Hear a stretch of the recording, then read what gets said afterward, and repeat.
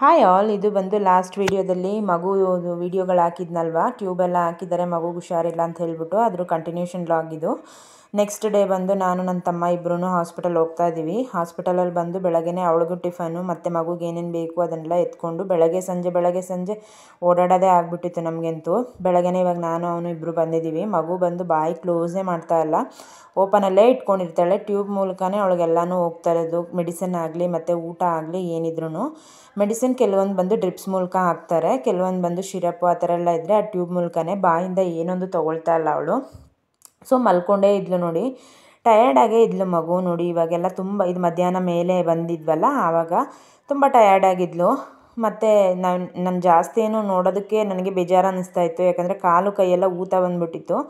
ಅಲ್ಲಿ ಸೇರಿಸಿದೊಂದು 5 days 6 days ಮೇಲೆ ಬಂದ್ಬಿಟ್ಟು ಈ ಥರ ಕೈ ಕಾಲೆಲ್ಲ ಊತ ಬಂತು. ಏನಕ್ಕೆ ಅಂತ ಕೇಳಿದ್ರೆ ವಿಟಮಿನ್ಸು ಮತ್ತು ಕ್ಯಾಲ್ಶಿಯಮ್ ಎಲ್ಲ ಮಗು ಕಮ್ಮಿ ಇದೆ.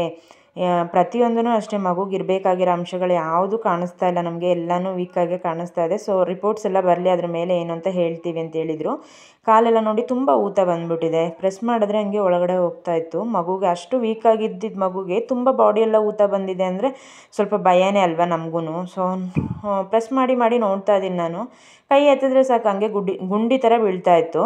ಸೊ ಅಷ್ಟೂ ಊತ, ಅವಳಿಗೆ ಏನೊಂದು ಕೈ ಕಾಲು ಎತ್ತೋಕ್ಕಾಗ್ತಿರ್ಲಿಲ್ಲ. ಸೊ ಡಾಕ್ಟ್ರು ಬಂದು ಕಡಲೆ ಪುರಿ ಇರುತ್ತಲ್ಲ, ಆ ಪುರಿನ ಬಂದು ಪೌಡ್ರಾಗಿ ತಾಯಿ ಹಾಲಲ್ಲಿ ಮಿಕ್ಸ್ ಮಾಡಿ ಕೊಡೋಣ ಅಂತ ಹೇಳಿದರು, ಮನೆಯಿಂದ ರೆಡಿ ಮಾಡ್ಕೊಂಡು ಬರೋದಕ್ಕೆ. ಸೊ ಅದನ್ನು ರೆಡಿ ಮಾಡ್ಕೊಂಡು ಹೋಗೋದಕ್ಕೆ ಅಂತ ಮತ್ತೆ ಬಂದ್ವಿ ನಾವು ಮನೆಗೆ. ಮತ್ತು ಅದನ್ನೆಲ್ಲ ತಗೊಂಡು ಮತ್ತೆ ಹೊರಟ್ವಿ ನಾವು, ತೊಗೊಂಡು ಹೋಗಬೇಕಲ್ಲ. ಸೊ ಅದರಿಂದ ಇದು ನೆಕ್ಸ್ಟ್ ಡೇ, ಮತ್ತೆ ಅವತ್ತು ನೈಟ್ ಕೊಟ್ಟಿದ್ದಾಯಿತು. ಮತ್ತು ನೆಕ್ಸ್ಟ್ ಡೇ ಇದು ಹಸ್ಬೆಂಡು ಲೀವ್ ಹಾಕ್ಕೊಂಡಿದ್ರು. ಹಸ್ಬೆಂಡ್ನು ಕರ್ಕೊಂಡು ಆ ಪುಡಿ ಮತ್ತು ಅವಳಿಗೆ ಟಿಫನ್ನು ಲಂಚು ಅದನ್ನೆಲ್ಲ ರೆಡಿ ಮಾಡಿಕೊಂಡು ಮನೆಯಲ್ಲೇ ಮಕ್ಕಳನ್ನ ಬಿಟ್ಟು ನಾನು ತಮ್ಮ ಹಸ್ಬೆಂಡ್ 3 ಜನನು ಹಾಸ್ಪಿಟಲ್ಗೆ ಹೊರಟಿದ್ದೀವಿ ಇವಾಗ. ಮಗುಗೆ ಬಂದು ಇವಾಗ ನೈಟಿಂದ ಬಂದು ಸ್ಪೆಷಲ್ ರೂಮ್ಗೆ ಹಾಕಿದ್ರು. ಅವಳಿಗೆ ಆಕ್ಸಿಜನ್ ಎಲ್ಲ ಕಮ್ಮಿ ಆಗಿದ್ರೆ ದಿಢೀರಂತ ಹೋಗೋದಕ್ಕಾಗಲ್ಲ ಅಂತ ಫಸ್ಟೇ ನಮಗೆ ಬಂದು ಅಲ್ಲಿ ಹಾಕೋದಕ್ಕೆ ಹೇಳಿಬಿಟ್ರು ಅವರು. ಸೊ ಸ್ಪೆಷಲ್ ರೂಮ್ಗೆ ಹಾಕಿದ್ವಿ. ಸರಿ, ಏನಾದ್ರೂ ಪರವಾಗಿಲ್ಲ ಹಾಕ್ಲಿ ಅಂತ ಹೇಳಿಬಿಟ್ಟು ಅಲ್ಲಿ ಇವಾಗ ತಾನೇ ಫುಡ್ ಕೊಟ್ಟಿದ್ದಾರೆ, ನಿಧಾನಕ್ಕೆ ತಟ್ಟಿ ಅಂತ ಹೇಳಿಬಿಟ್ಟು. ಯಾಕಂದರೆ ತಟ್ಟಿಲ್ಲ ಅಂದರೆ ಆ ಫುಡ್ ಕೊಟ್ಟಿರೋದು ಹಂಗೆ ಆ ಟ್ಯೂಬ್ ಮೂಲಕ ರಿಟರ್ನ್ ಬರ್ತಾ ಇದೆ. ಸೊ ಅದರಿಂದ ಲೈಟಾಗಿ ಊಟ ಕೊಟ್ಟಿದ್ಮೇಲೆ ಲೈಟಾಗಿ ತಟ್ಟಕ್ಕೆ ಕೇಳಿದರು, ಹಾಗೆ ತಟ್ಕೊಂಡಿದ್ಲು. ಮತ್ತು ಹಾಲೆಲ್ಲ ನೋಡಿ ಆ ಥರ ಸ್ಟೋರ್ ಮಾಡಿ ಇಟ್ಕೋಬೇಕು.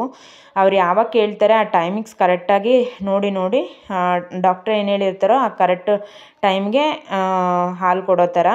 ಮತ್ತು ನಾನು ಅಷ್ಟೇ ಬೆಳಗ್ಗೆ ಮಧ್ಯಾಹ್ನಕ್ಕೆಲ್ಲ ರೆಡಿ ಮಾಡಿಕೊಂಡೇ ಹೋಗಿದ್ದೆ, ಯಾಕಂದರೆ ರಿಪೋರ್ಟ್ಸ್ ಎಲ್ಲ ಬರಲಿ, ಅಲ್ಲಿ ಏನಾಗುತ್ತೆ ನೋಡೋಣ. ನಮ್ಮ ಮನೇಲಿದ್ದರೆ ಮನಸ್ಸು ಕೇಳಲ್ಲ.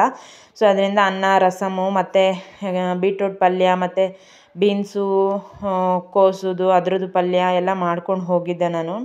ಬೆಳಗ್ಗೆ ಟಿಫನ್ ದೋಸೆ ಎಲ್ಲನೂ ಒಟ್ಟಿಗೆ ತೊಗೊಂಡು ಹೋಗೋಣ, ಅಲ್ಲೇನಾಗುತ್ತೆ ನೋಡೋಣ ಅಂತ ಹೇಳ್ಬಿಟ್ಟು ಹೋದರೆ ಬಂದು ಸಂಜೆನೇ ಬರೋ ಥರ ಇರುತ್ತೆ. ಅದರಿಂದ ಎಲ್ಲನೂ ಪ್ಯಾಕ್ ಮಾಡಿಕೊಂಡು ಹೊರಡ್ತಾ ಇದ್ದೀವಿ.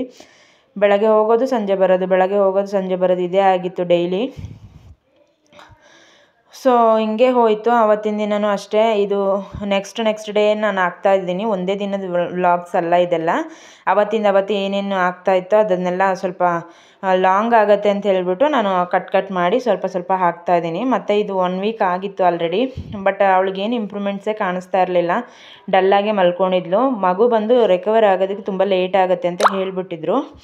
ಇದಾದರೂ ನೆಕ್ಸ್ಟ್ ಡೇ ಸೆಂಟ್ರಲ್ಲಿ ಮತ್ತೆ ನೋಡಿ ತೂಗ್ತಾ ಇದ್ದರೆ ಸೈಲೆಂಟ್ ಆಗ್ತಾಳೆ, ಬಾಯಿ ಮಾತ್ರ ಮುಚ್ಚೋದೇ ಇಲ್ಲ, ಅವಳಿಗೆ ಏನು ಮಾಡೋಕ್ಕೆ ಆಗ್ತಾಯಿಲ್ಲ. ಸೊ ಅದರಿಂದ ಕಾಲು ಕೈಯೆಲ್ಲ ಊತ ಬಂದಿದ್ದರಿಂದ ನೋಡಿ ಊತನೇ ಇಳದೇ ಇಲ್ಲ ಹೇಳಬೇಕಂದ್ರೆ. ಮತ್ತೆ ಹಂಗೆ ಇತ್ತು, 4-5 ಡೇಸ್ ಆಗೋಗಿತ್ತು ಆಲ್ರೆಡಿ, ಆದ್ರೂ ಊತನೇ ಕಮ್ಮಿ ಆಗಿರಲಿಲ್ಲ.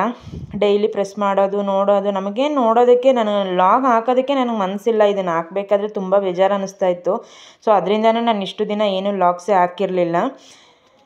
ಸೊ ಈ ಥರ ಊದ್ಕೊಂಡಿತ್ತು ನೋಡಿ, ಊತ ನೋಡಿದ್ರೇ ನನಗೆ ಭಯ ಅನ್ನಿಸ್ತಿತ್ತು ಫ್ರೆಂಡ್ಸ್. ನೆಕ್ಸ್ಟ್ ವಿಡಿಯೋದಲ್ಲಿ ನೋಡೋಣ, ಅಪ್ಡೇಟ್ ಕೊಡ್ತೀನಿ. ಬಾಯ್.